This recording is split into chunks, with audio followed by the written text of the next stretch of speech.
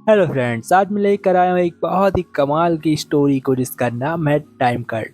कहानी इतनी मज़ेदार है कि आपको देखते हुए बिल्कुल भी पता नहीं चलेगा कि आपका टाइम कब बीत गया, क्योंकि कहानी में बहुत एंजॉयमेंट और बहुत सारा साइंस फिक्शन है जिसे देखकर आपको बहुत मजा आएगा। तो कहानी स्टार्ट होती है और मूवी के स्टार्ट में हम देखते हैं एक लड़की जिसका नाम लूसी होता है और वह एक बहुत ही अच्छी पार्टी में होती है। यह पार्टी काफ़ी शानदार चल रही होती है। इस पार्टी के अंदर हम देखते हैं कि यहाँ पर अचानक से एक किलर आता है। वह किलर बहुत ही खतरनाक था और किसी को नहीं पता कि इस किलर का नाम क्या है।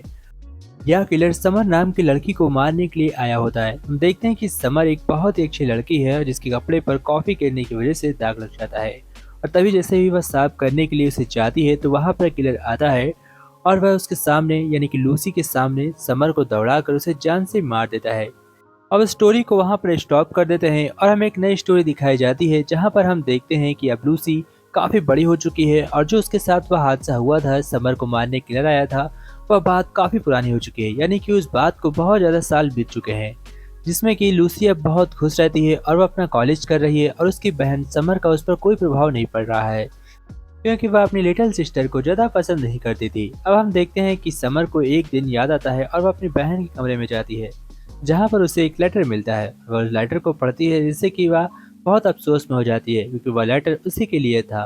फिर हम देखते हैं एक कमरे को जहाँ से बहुत सारी लाइट्स बाहर आ रही होती है और लूसी उसे देखकर अट्रैक्ट हो जाती है।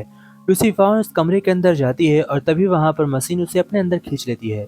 और लूसी की जब दोबारा आँख खुलती है और वह कमरे से बाहर निकल कर आती है तो देखती है कि वहाँ पर सब कुछ बदला हुआ है, जैसे कि लग रहा है कि अब टाइम बदल चुका है और यहाँ पर कोई और ही चीज चल रही है। वह अपने कॉलेज आती है जहाँ पर वह पढ़ाई कर रही थी और वहाँ पर वह देखती है कि समर उसकी बहन जो कि छोटी थी वह मर चुकी थी, लेकिन अभी वह जिंदा है। फिर वह जाकर अपने दोस्त क्वाइन को देखती है। क्वाइन भी काफी स्मार्ट और काफी छोटा है। यह सब देखकर उसे कुछ भी समझ में नहीं आता। अब लूसी सोचती है कि उसके साथ क्या हो रहा है। तब उसे पता चलता है कि शायद उसने गलती से टाइम ट्रेवल कर लिया है, क्योंकि उस कमरे के अंदर जो मशीन थी वह बहुत ही खतरनाक थी और उस मशीन ने इसे अंदर खींच लिया था। और उसके बाद से ही इसके साथ ऐसा हो रहा है कि सभी मरे लोग जिंदा हो चुके हैं और सभी उससे काफी छोटे हैं।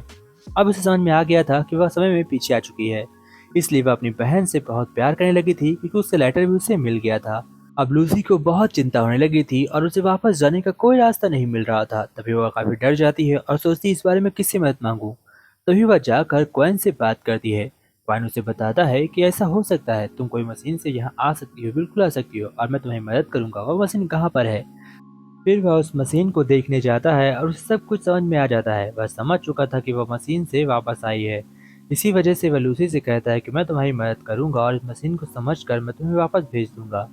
अब लूसी निश्चिंत थी, क्योंकि क्वाइन अपने साइंस में काफी ज्यादा तेज था और उसे कुछ भी करने में बिल्कुल भी हिचकिचाहट नहीं होती थी। अब वह समर के साथ काफी टाइम स्पेंड करती है, यानी कि अपनी छोटी बहन के साथ वह काफी ज्यादा वक्त बिताने लगती है, क्योंकि उसके यहाँ पर कोई दोस्त नहीं था और कोई भी लूसी को नहीं जानता था। और भविष्य में समर के मरने के बाद ही लूसी का जन्म हुआ था। इसकी वजह से समर यहाँ पर बड़ी बहन तो नहीं बन सकती, क्योंकि वह उससे काफी छोटी है, पर भविष्य में वह उससे हमेशा बड़ी रहेगी। इसीलिए हम देखते हैं कि लूसी समर की काफी रिस्पेक्ट करती है और उससे बातचीत के दौरान वह उससे काफी ज्यादा इमोशनल भी हो जाती है, क्योंकि उसे ऐसा लग रहा था कि कोई तो मेरे साथ है। तभी हम देखते हैं उसी किलर को जो समर को मारने से पहले कुछ और लोगों को मारने के लिए आया होता है। लेकिन लूसी इसके बारे में जानती थी, इसलिए लूसी वहां पर बचाने के लिए जाती है। बट लूसी की वजह से एक और निर्दोष लोगों की जान चली जाती है। अब उस निर्दोष गार्ड के मरने के बाद लूसी को ऐसा लगता है कि वह भविष्य में हुई किसी भी चीज को रोक नहीं सकती। अगर वह उसे रोकने की कोशिश करेगी तो निर्दोष मारे जाएंगे, यानी कि और लोग मारे जाएंगे। यह सब आकर वह समर को बताती है और कहती है कि मुझे कुछ भी समझ में नहीं आ रहा है कि जो लोग मर चुके हैं, जिन्हें मैं जानती हूँ कि वो लोग मरने वाले हैं और मैं चाह कर भी उन्हें बचा नहीं सकती। एक ऐसी समस्या मेरे सामने आकर खड़ी हुई है। तब क्वाइन उससे कहता है कि मैं तुम्हारी मदद करूंगा, मैं तुम्हारे साथ चलूंगा। अगर हम तीनों मिलकर काम करेंगे तो हम लोग उन लोगों को जरूर बचा लेंगे। अब क्वाइन की बात बिल्कुल भी सही थी और तीनों लोग मिलकर आपस में काम करने वाले थे। इधर हम देखते हैं कि क्वाइन उसकी मशीन भी काफी हद तक ठीक कर देता है, लेकिन उसमें चार्जिंग सोर्स चाहिए होता है। इसीलिए वह कहता है कि आज के आधुनिक युग में हमारे पास चार्जिंग इतनी नहीं है कि हम तुम्हारी मशीन को चार्ज कर सकें, लेकिन तुम चाहो तो इसे कर सकती हो। तब वह उसे देख कर समझती है कि उसे चार्जिंग पॉइंट कहाँ पर मिलेगा। दरअसल ये इसके डैड की कंपनी में मिलेगा।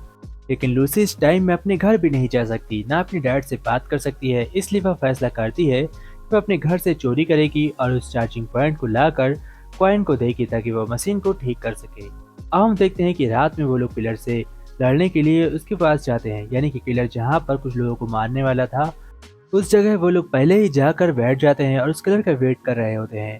लेकिन आखिर में किलर वहां से फरार हो जाता है और वो लोग उसका चेहरा और उससे बिल्कुल भी पकड़ नहीं पाते, जिसकी वजह से अब लूसी को बहुत अफसोस था। अब हम देखते हैं कि लूसी फिर से अपने मशीन के पास आती है और वहां पर कोशिश करती है ताकि वो मशीन को ठीक कर सके, लेकिन अभी भी इसके पास चार्जिंग पॉइंट नहीं था। क्वाइन उसे फिर से कहता है कि तुम्हें वो लाना ही होगा, उसके बिना तुम्हारी मशीन या कुछ नहीं हो सकता। फिर हम देखते हैं उसी झूले को जहाँ पर अक्सर लूसी अकेले बैठा करती थी, लेकिन इस बार वह समर के साथ बैठी होती है और समर और लूसी की काफी अच्छी दोस्ती भी हो चुकी है। फिर हम देखते हैं कि अब वह समय आ चुका है जहाँ पर समर को मारने वाला वह किलर आने वाला था, क्योंकि आज वही रात है जिस रात उस किलर ने समर को जान से मारा था। लेकिन लूसी कुछ भी करके इस बार समर को बचाने वाली थी और यहाँ पर उसकी मदद करने के लिए क्वेन भी था। इसीलिए हम देखते हैं कि वह किलर आसानी से समर को मार नहीं पाता, बल्कि इस बार कॉइन उसे एक डोर का फटका मारता है और वह बेहोश होकर गिर जाता है। फिर हम देखते हैं कि जब वह अपना मुखौटा उतारता है तो उसके अंदर कोई और नहीं बल्कि क्वैन ही होता है और वह सभी को बताता है कि मैं इसलिए समर को मारना चाहता हूँ क्योंकि मेरे साथ इन लोगों ने मिलकर बहुत अत्याचार किए हैं। इन्होंने मुझे बहुत टॉर्चर किया है और मेरी रैगिंग की वजह से मेरा दिमाग खराब हो गया, जिसकी वजह से मैंने एक टाइम मशीन बना डाली और फिर उससे वापस आकर मैं यहाँ पर लोगों को मार देता हूँ ताकि भविष्य में मुझे कभी भी परेशान न करें। अब हम देखते हैं कि क्वैन असली क्वैन को बेहोश कर देता है और क्वैन से कहता है कि मैं किसी भी हालत में मशीन को ठीक कर लूंगा। वह उसे यहाँ पर जान से मार देता है, यानी कि अपने आप को ही जान से भविष्य में मार देता है। इसके बाद क्वैन मशीन को ठीक करता है और हम देखते हैं कि वह लेडी वापस अपने घर चली जाती है और अपने मॉम डैड के साथ बैठकर डिनर करती है। लेकिन कुछ टाइम बाद वह वापस आ जाती है क्योंकि उसका वहाँ पर मन नहीं लग रहा था और वह यहीं पर रहने का फैसला करती है। इसी के साथ मूवी एंड होती है।